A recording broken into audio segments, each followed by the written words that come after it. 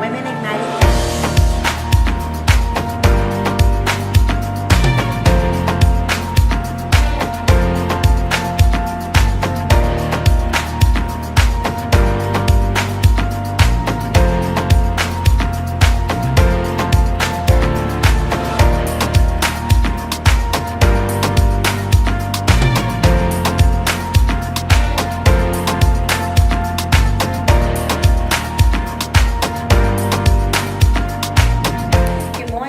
Welcome to the Win Show.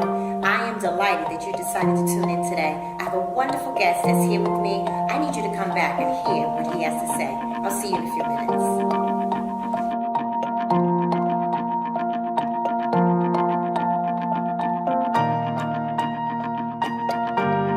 Welcome back to the Win Show. I'm delighted to have my guest with me today, Jeff Chapman from AXA. Thank you for being on the show today. Oh, can I tell you, I've been waiting for this show.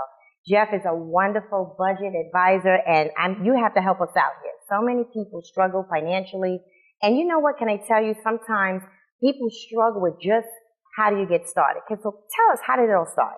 Well, first and foremost, I've been working in the financial services business for 25 years, and I found that there is no one way that anybody's going to have success. Okay. And when you deal with individuals, you need to do one thing which is really critical. So the common denominator is to make sure that you are the priority. Okay.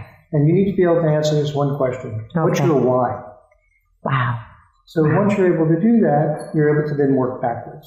That's powerful. It's interesting because as you said that, I said, wow, that's good, because the question, having gone through different things in my own life as the why, when somebody comes to you and Jeff, they tell you the why, where do they go from there?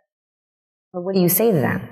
So the purpose is, if your why is, let's just say, everybody has a commonality of having money for retirement. Okay. And if your goal is to retire to life instead of retiring from life, then you need to work on that sooner rather than later. Wow.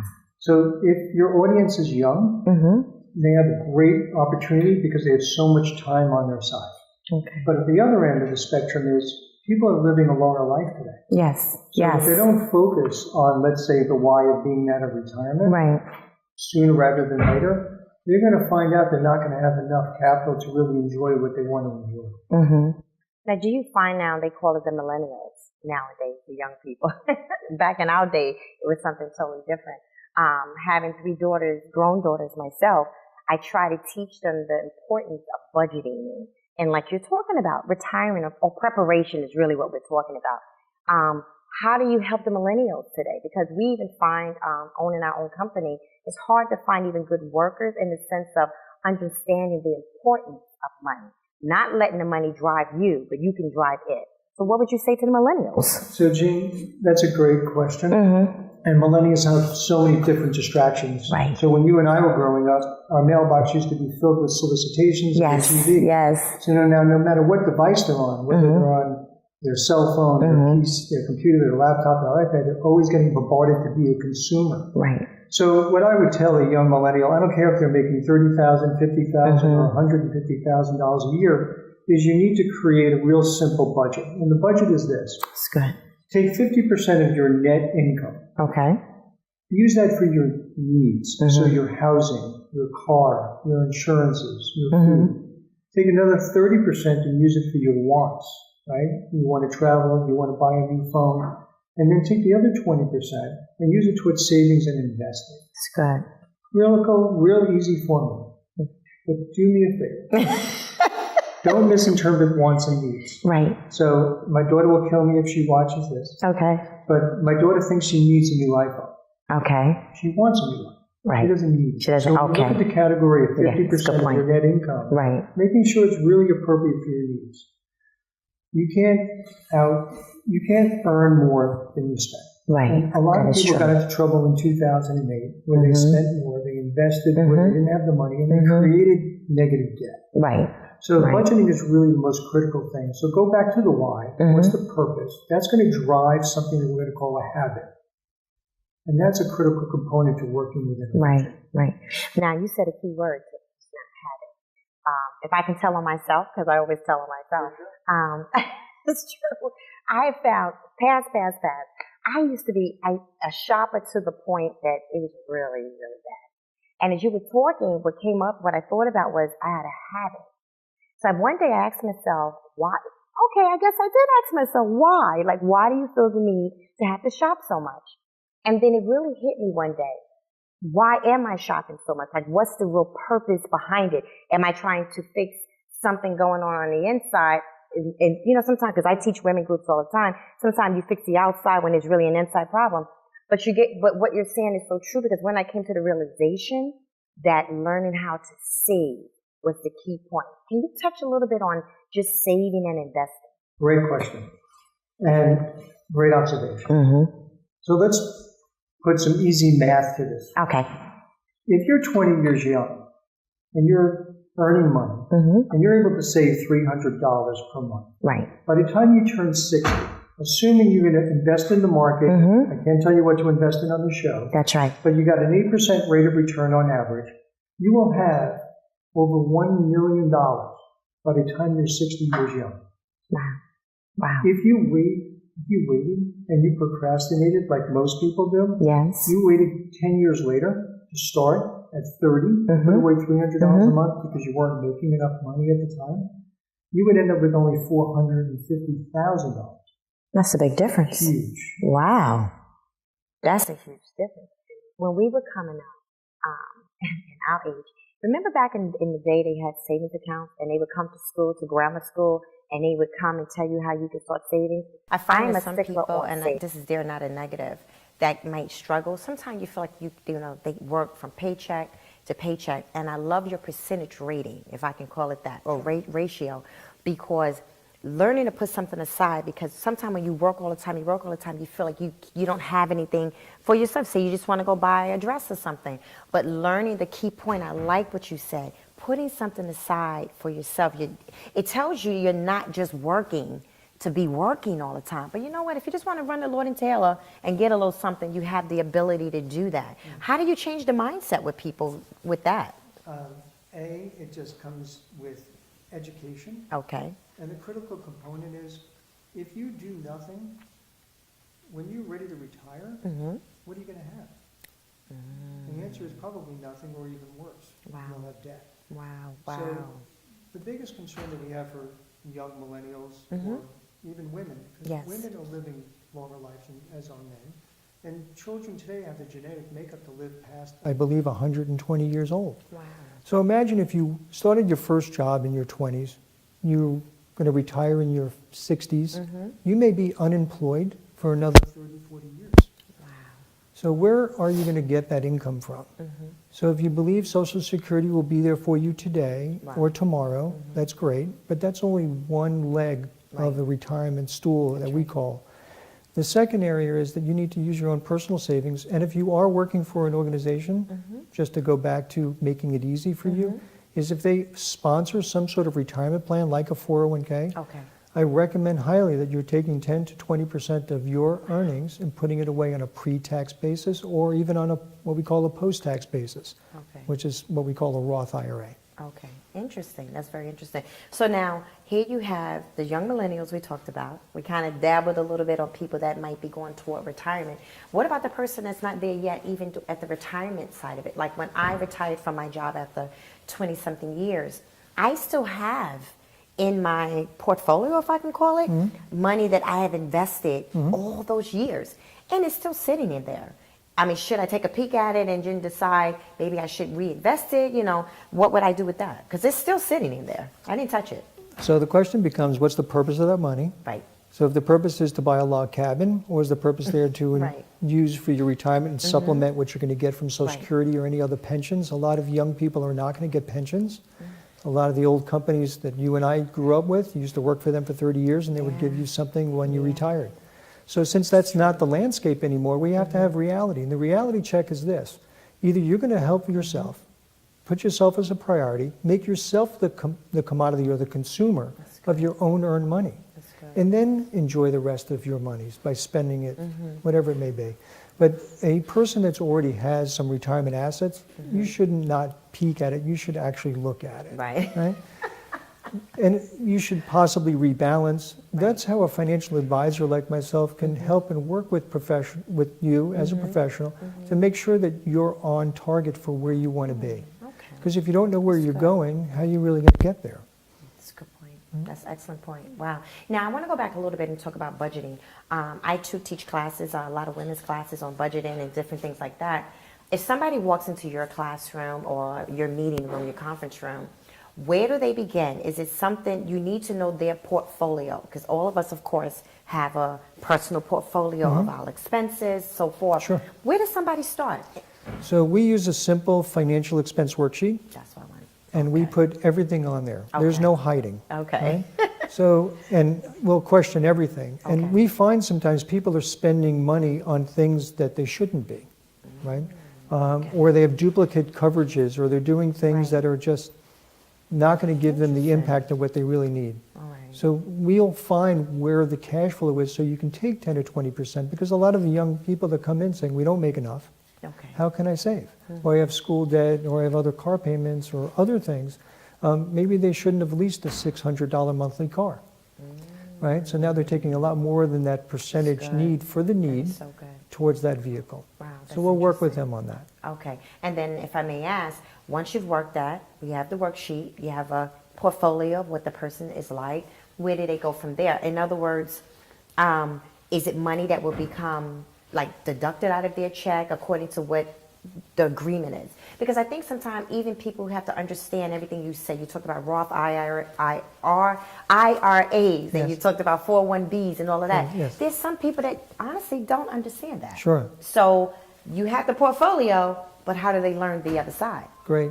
So like anything else, you need to teach them the different tools that are available to them to be able to provide for Okay. whatever that goal is. I'm going to give you an example of the power of a Roth IRA. Is that okay? Yes, of course. So think about it this way. If I was able to save money into my Roth IRA, let's just call it a single dollar. Okay. And I was going to take that dollar, and I can't guarantee you this, but if we can double that dollar in a rate of return every year for 20 years, Wow. and I subjected that dollar to taxes, right? So taxes are, you pay Uncle Sam before you Yeah. pay yourself. Right. Right? Right. So if you put that into, let's say, a Roth IRA, but you pay that 28% tax. If $1 goes to $2, because I'm going to double it, 2 is going to go to 4, but if I subject it to the 28% tax, the $1 is going to go to $1.72, Wow. right? Not to 2. After 20 years of doubling, that $1 is worth over $51,000. Wow. But if I stick it into some sort of retirement plan where it doesn't get taxed every year, that same $1 bill will be worth over $1,049,000. That's amazing. So That's understanding amazing. the tools that you get to use, right? Because if you choose not to consume that money today, Right. and you have the why of why Right. you're saving it for some future, Right. and you understand the power of tax deferral and the tax efficiencies, forgetting about the type of portfolio, whether Right. you're owning stocks, bonds, international, small or mid cap, real estate, whatever it may be, at the end of the day, you should have more money than what you started with, and you should have something to retire with. Right. I agree. You know, people come have different situations in their lives, and say if somebody had to go into their 401b and take money out, 401k, yes, and take money out. Does that hurt them in the long run if they go into it? Because you have to pay that back. So that's a great question. Okay. So it's not some people think a 401k is an easy place to borrow from. Right. But the question becomes, why do you have to borrow? Right. If you have to break into that piggy bank for your retirement because you need to consume something today, then it's probably not the right place to take your money. If you can't afford it without breaking into the retirement account, unless it's keeping a roof over your head, Right. then there's a different budgeting concern. Gotcha. Okay. If you do take money out of your 401k, you are then going to pay it back. What are you paying it back with? Right. You're paying it back with after-tax dollars. That's right. And that's going to go back into the plan. It's going to hopefully grow. Right. And then when you take it out for retirement, what happens? Right. You get taxed again. So it's really just a good, clear understanding of Yeah. why you're taking it out Right. and the purpose. I get it, especially if you need to keep a roof over your head, you need Yes, food on the sir. table, Right. you need medicine in the Right. cabinet. That's right. Absolutely, those are all needs. Yes. But if it's for a want, There I is a question. difference.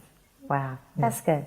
Listen, Stay tuned. We're going to come back with Jeff. This is really, really a good topic to talk about. You don't want to miss the second part of this. I'll see you in a few minutes.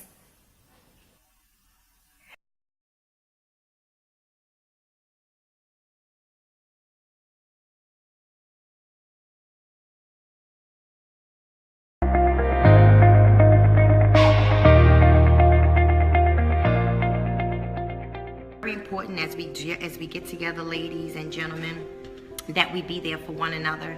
I am a firm believer that there should always be a forum where you can share. And I'm also a firm believer that it's important that if somebody comes, they have to know that they can trust you. And people know that about me. I'm a very transparent person, but I'm also a person that people can trust me with what they say to me. And I tell people there's nothing you can never say to me where I will look down on you, that I'll think anything negative about you. I have my own issues and my own struggles, and many of us on the line today can admit to the fact.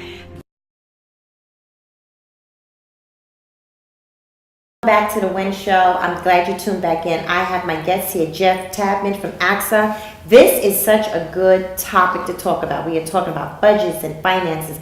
Jeff, but you know the one question I want to know, tell me about you. Sure. Well, first of all, thank you for having me. Appreciate the opportunity to reach out to your audience. So I spent the last 25 plus years in the financial services business. I spent the first 8 years working on Wall Street. And I transferred over to an organization called AXA where we do a lot of financial planning. And the real purpose for me was to really learn what the goals were for the consumer, so I needed to learn tools to be able to help them. So my additional education was I ended up becoming a certified financial planner. As a certified financial planner, I'm able to help people with their goals and their dreams and their needs. In addition, because of my desire to want to help people, I also teach at Hofstra University. I teach 2 different courses there. This semester I'll be teaching investments, and next semester in the fall I'll be teaching insurance, everything from Social Security, Medicare, employee benefits. It's a collage of a lot of things, and the consumer gets really overwhelmed. So it's important that you work with a financial professional to help you get to the right area where you want to be in retirement or whatever your goals are. So in the teaching aspect of it, do you find that most consumers are more geared toward investing or the insurance part? Because I find, like I'm in my 50s at this point, that I'm more into probably investing at this stage of my life. Mm-hmm. Not that I should be maybe involved with understanding insurance, but I really have this knack that I want to learn more about investing. And I guess you said it on the last segment of the show, and you said some powerful tools, and I'm never going to forget the why. And that's what I'm going to use when I talk to people now. I want you to know that, and I'm going to think about you. It's got to be the why. And in this segment, you said something, the goal. Mm-hmm. So can you kind of elaborate a little bit about the goal? You had a goal in mind, and you achieved it. Mm-hmm. But not how long did it take you, but what was it like getting there? So from a planner's perspective and working with someone's goal, the goal can change over time. And as a younger person saving, they're not thinking about insurances and things like that. That is too boring for them. So they're going to focus on the greed side, the investment side, right? Right.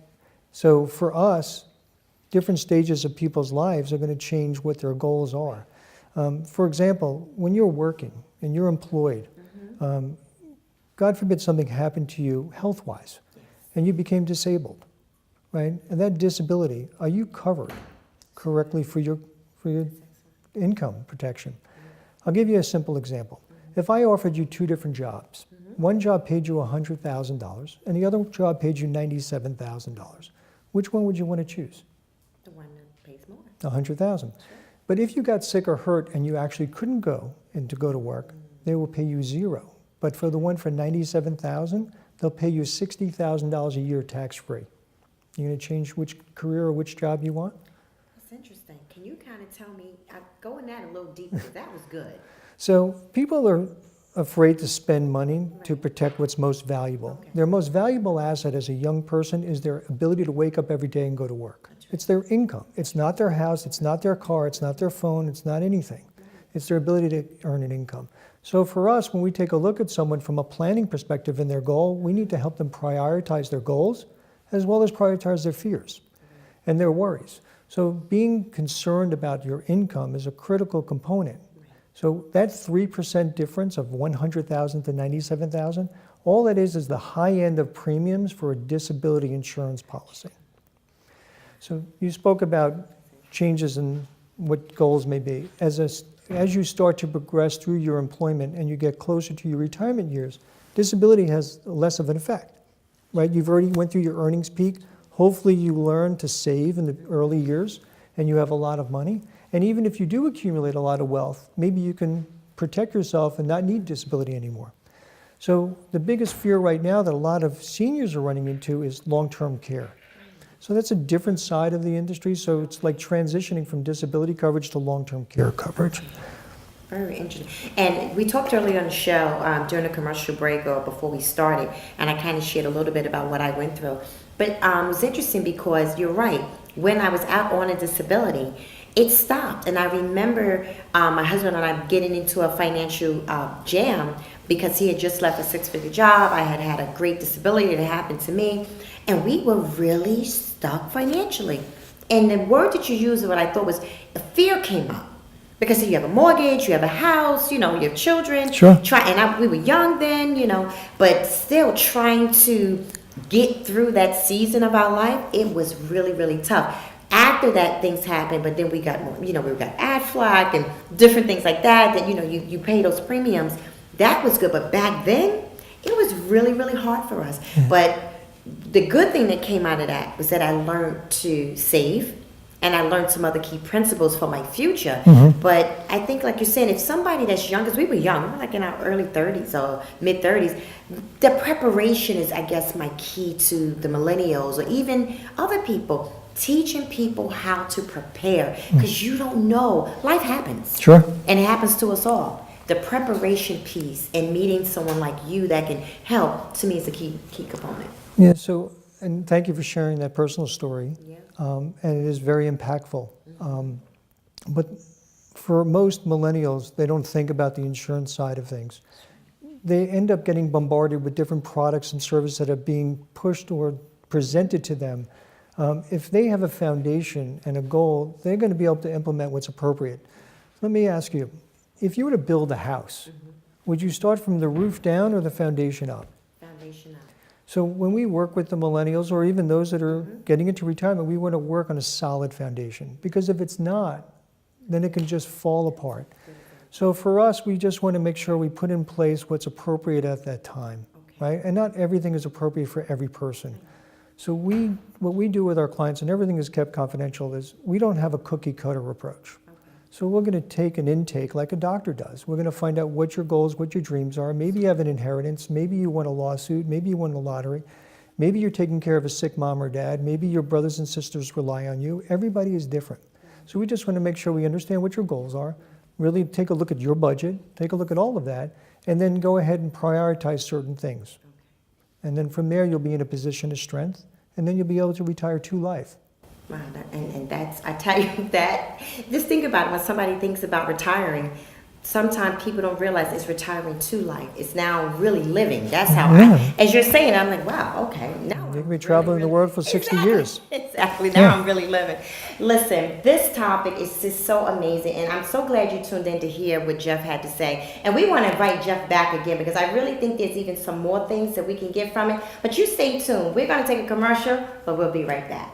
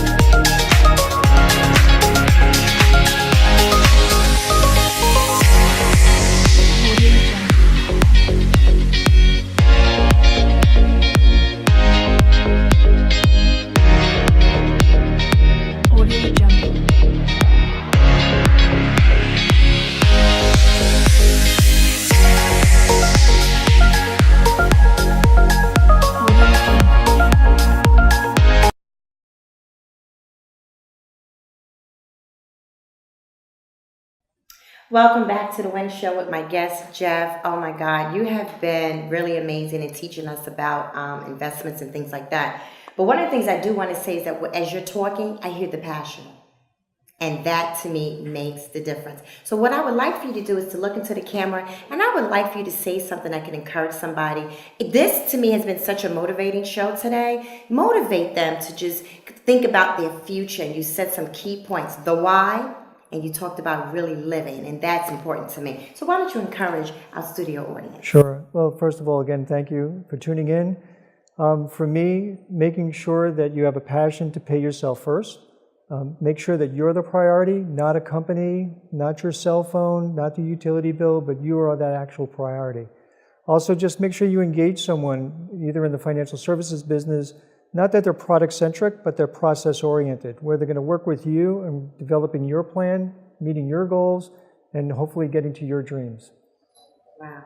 Again, we want to thank Jeff Tapman from Accent for being on the show today. Thank you again. It was greatly appreciated. And remember what I always tell studio audience, the best that we will ever be is what we allow each other to become. I'll see you next week.